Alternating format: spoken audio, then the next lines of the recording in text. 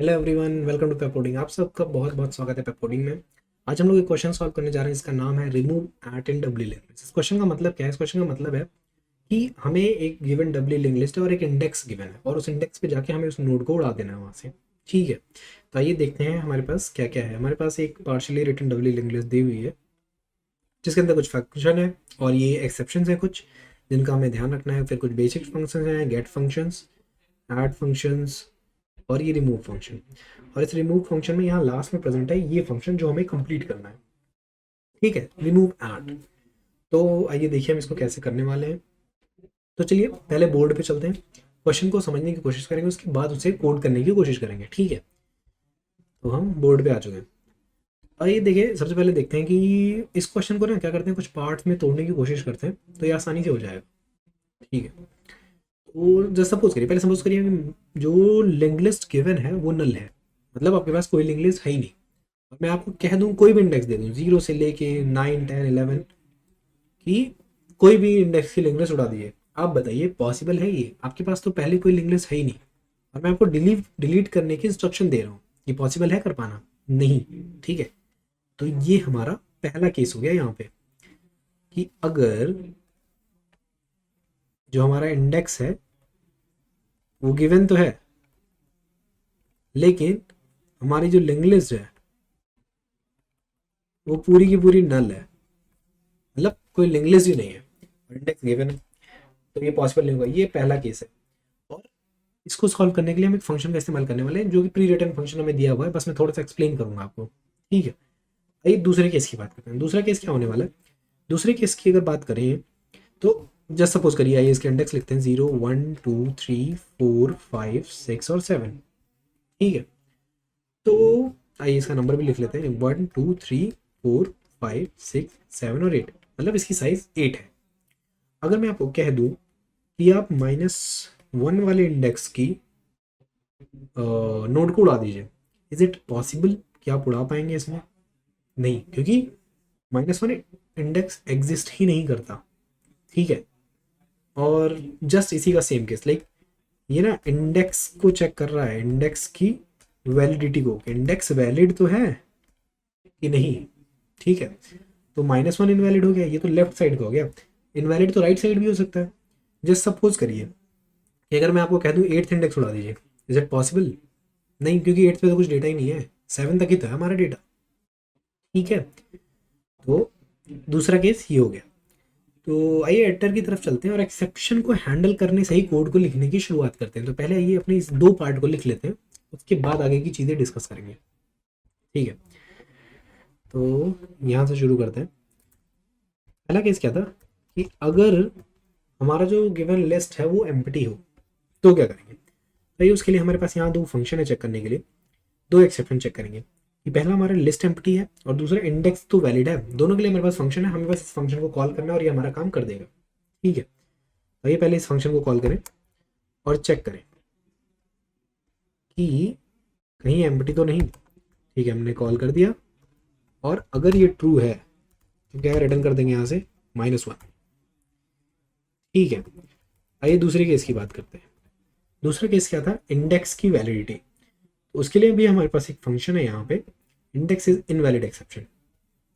तो इसको भी हम नीचे कॉल करेंगे और इसके अंदर ध्यान से देखिएगा, तीन पैरामीटर गिवन है, इंडेक्स, ये 0 और दिस डॉट। ओके, ये गेट एट फंक्शन है, ये रहा। तो इंडेक्स है, लेफ्ट रेंज है और राइट रेंज है। इसका क्या मतलब हुआ? इसका मतलब हमें इंडेक्स देना है और उसकी वैलिडिटी चेक करने के लिए लेफ्ट रेंज और राइट रेंज देना है कि इसके इधर इनवैलिड है और इसके इधर इनवैलिड है। ठीक है, और ये हमें रिटर्न कर देगा कि जो गिवन इंडेक्स है वो वैलिड है या नहीं। तो आइए चलते हैं। ठीक है, कहाँ गया रिमूव फंक्शन हमारा? ये रहा।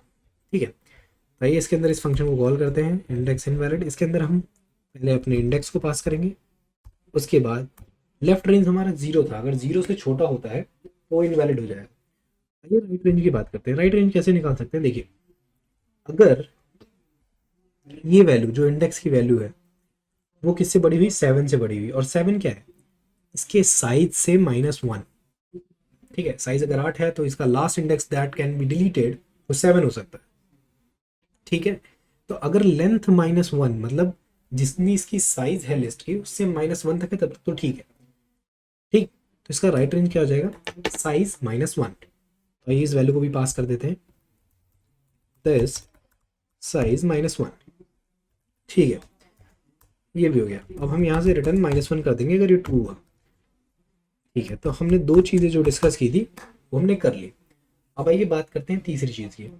हमें क्या करना है, हमें वो डेटा रिमूव करना, डेटा रिटर्न करना है उस नोड का जो नोड हम डिलीट करने आए हैं यहाँ।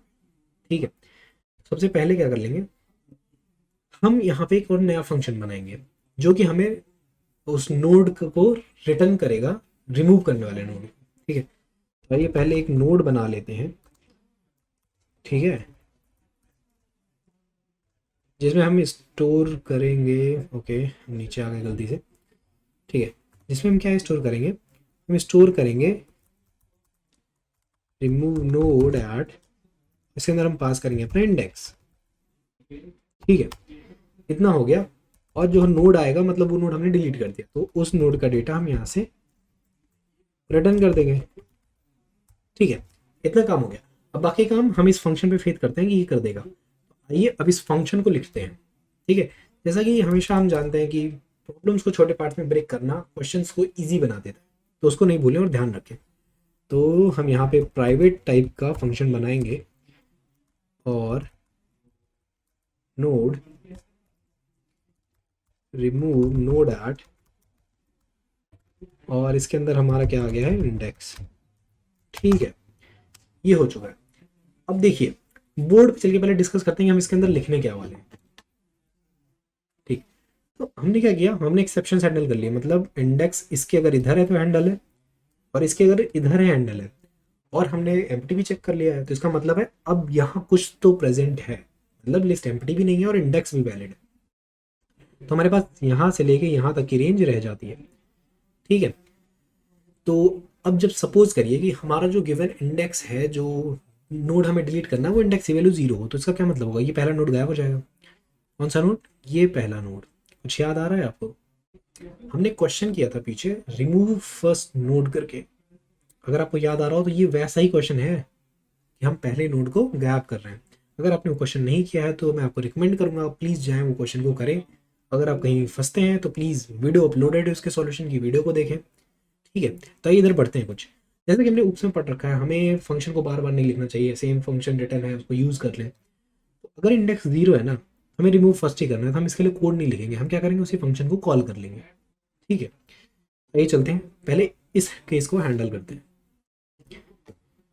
कि अगर यहाँ पे जो हमारा इंडेक्स है वो 0 है, अगर ये 0 है तो हम क्या करेंगे, यहाँ पे रिमूव फर्स्ट नोड का फंक्शन कॉल करेंगे। ये देखिए मैं दिखाता हूँ आपको फंक्शन, वो हमने लास्ट टाइम लिखा था, रिमूव फर्स्ट नोड। ये रहा ये फंक्शन। ये फंक्शन क्या करता था, हमारे फर्स्ट नोड को रिमूव करके वो नोड रिटर्न कर देता था। ठीक है, तो हम कहाँ आ गए हैं, रिमूव रिमूव रिमूव एट, ये। ठीक है, तो हम यहाँ से रिटर्न करेंगे remove first node this one, और इस फंक्शन को कॉल कर देंगे। ठीक है, तो ये रहा हमारा फंक्शन जो कि हमें रिटर्न क्या कर देगा, वो नोड फर्स्ट नोड रिमूव करके। तो ये काम हो चुका। ये किसके लिए था, अगर इंडेक्स की वैल्यू 0 हो। आइए दूसरे केस की बात करते हैं।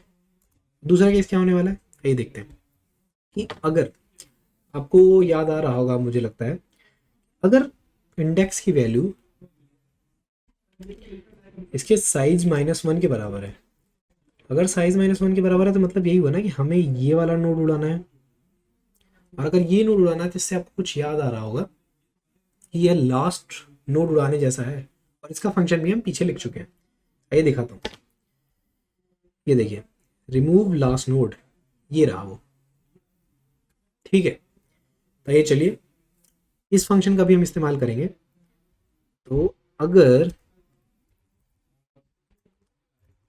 ओके हमसे यहाँ गलती हो गई है स्पेलिंग लिखने में, रिमूव नोड एट, अगर हमारा इंडेक्स बराबर होता है दिस साइज -1 से, तो क्या मतलब हमें लास्ट नोड आना है। तो हम क्या करेंगे, यहाँ से रिटर्न कर देंगे रिमूव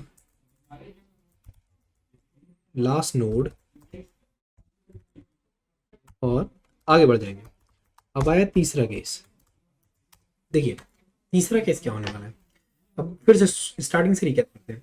हमने इंडेक्स चेक कर लिया इधर इनवैलिडिटी के लिए, इधर की इनवैलिडिटी के लिए चेक कर लिया, और हमने एम्प्टी भी चेक कर लिया, मतलब लिस्ट भी प्रेजेंट है, ठीक है। और हमने जीरोथ और nth इंडेक्स को भी हैंडल कर लिया। अब बचा क्या, अब हमारे पास रेंज ये बची है 1 2 3 4 5 6, ठीक है। अब आइए केवल इसकी बात करते हैं, हम हमारे पास सॉल्व करने के लिए इतना ही बचा है, ठीक है। तो पहले थोड़ा क्लियर कर लेते हैं अपने इस दिखने वाले बोर्ड को प्यारे से, ठीक है। तो चीज़ें थोड़ी सी साफ सुथरी लग रही हैं।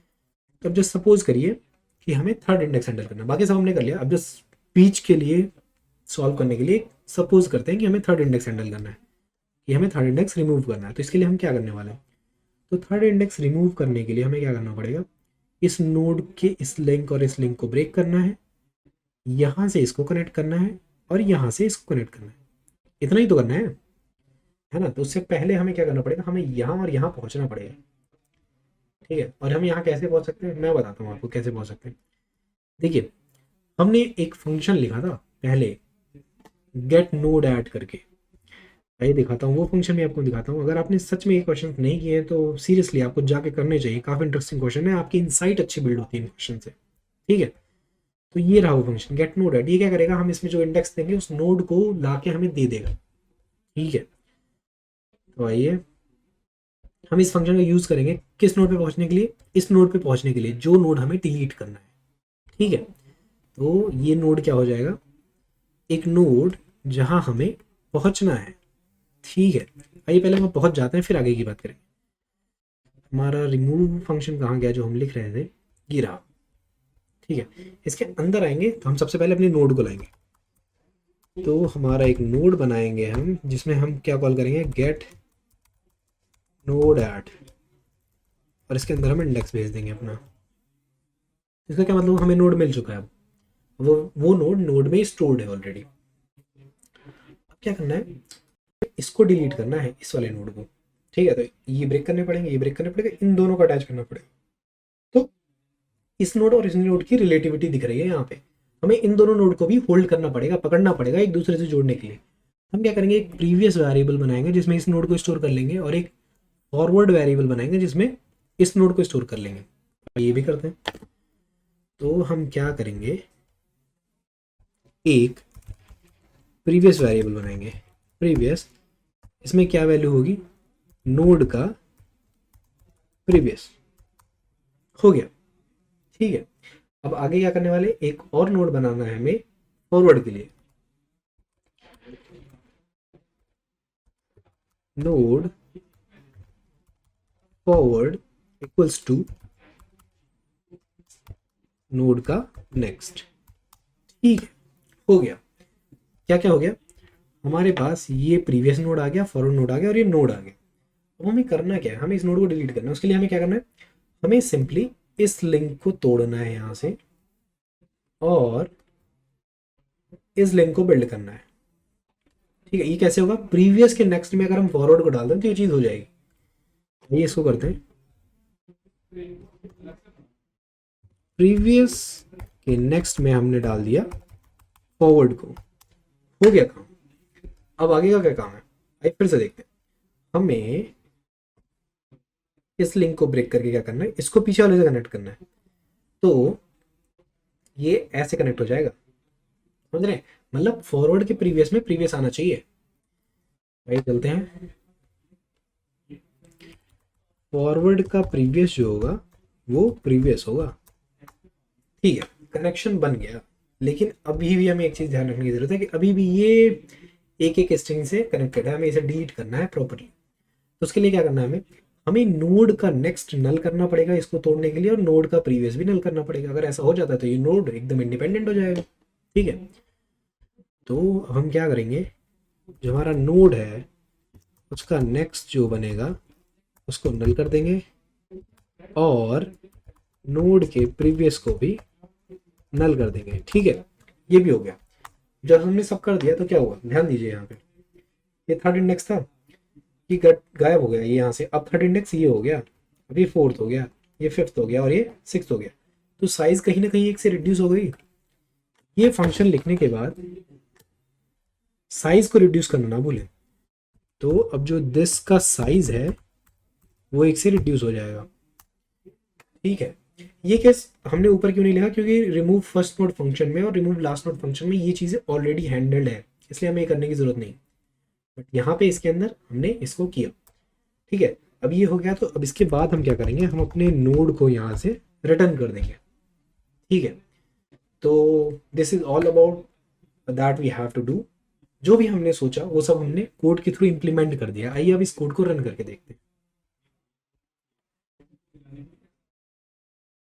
ओके, तो कुछ एरर आ रही है, देखते हैं क्या है ये। ओके ओके ओके, हम यहाँ पे एक चीज़ भूल बैठे। क्या भूल बैठे कि ये नल है। ठीक है, तो हमें इसको नल पॉइंटर करना पड़ेगा। ठीक है, हो गया। और कहीं कहीं कहीं कहीं कहीं कहीं नहीं भूले। ठीक है, आइए फिर से रन करते हैं। हमने रन किया और ये सक्सेसफुली एक्सेप्ट हो रहा है। आइए इसको सबमिट करके देखते हैं सारे टेस्ट केसेस के लिए। मैं सबमिट किया और पास 5/5, सारे टेस्ट केस के लिए पास हो गया।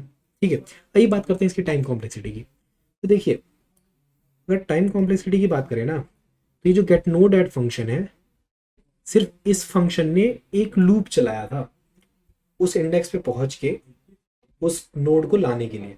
तो उस लूप ने कितना टाइम लिया, O ऑफ n। ठीक है, और बाकी ये सारी चीज़ें, ये O ऑफ 1 का काम हुआ, ये भी O ऑफ 1 का काम है, बाकी ये सारी चीज़ें O ऑफ 1 का काम है। ठीक है, O ऑफ 1, ठीक है, ये भी O ऑफ 1 का काम है। तो ओवरऑल बोले तो ये सारा पूरा सॉल्यूशन O ऑफ n का है। ठीक है, और अगर इसकी स्पेस कॉम्प्लेक्सिटी की बात करें तो ये तो O ऑफ 1 है ही है। ठीक है, तो आई होप आपको कुछ सीखने को मिला होगा। Please like and share the video and subscribe the channel. Thank you so much.